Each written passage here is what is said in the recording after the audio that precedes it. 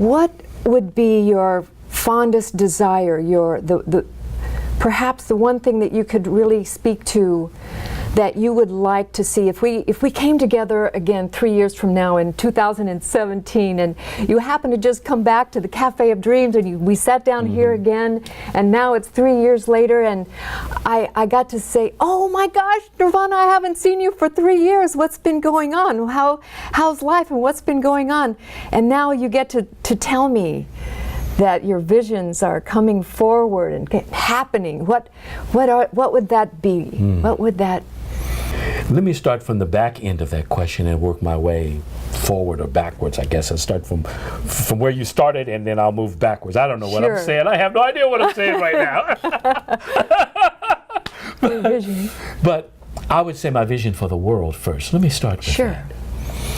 And it's been my vision for as long as I can remember, that we live in a world of peace and love and harmony, where folks are caring for one another and loving one another and being a space to help each other fulfill the destiny of our hearts and souls, where we are no longer allowing for the isms of nationalism and racism and sexism and ageism and homophobism and all those other isms that we're no longer allowing them to stand in the way, preventing us from treating one another with absolute love and kindness and joy and peace and fulfillment, and really literally catching the absolute truth that we are one and are no longer fooled and mesmerized by the delusional notion that we are somehow separate from one another and therefore must fear one another and must do one another in before the other does us in. So from that vantage point, my dream has been, and my vision has been,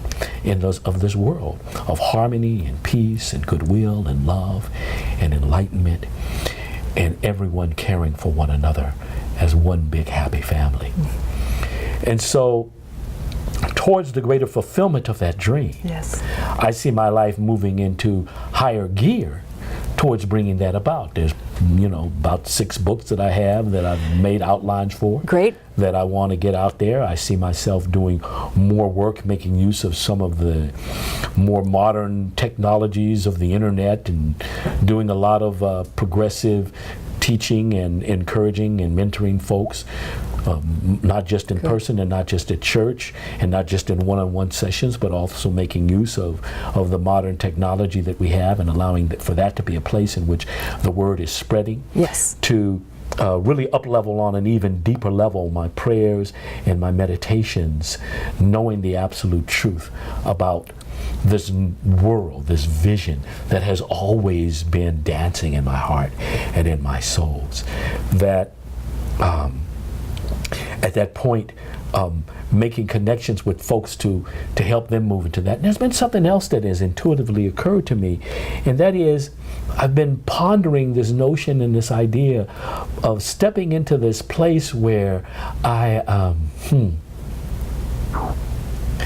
am helping groups of folks, helping nations and leaders of nations come together in mediating ways in which they can work with one another without going into violence, without going to war. That I've always had this ability to be able to communicate and talk with people across lines, across races, across class, across various religions, that there has been something that is a natural gift of being able to do that. And I also have some great skills at communication and at conflict resolution. So there is a part of me that is feeling the desire to step into that, because I think there's just too many of our leaders in the world are lost. They want to find a way to connect, but they don't always know how to connect. Well, you are so right, and I am only going to reflect to you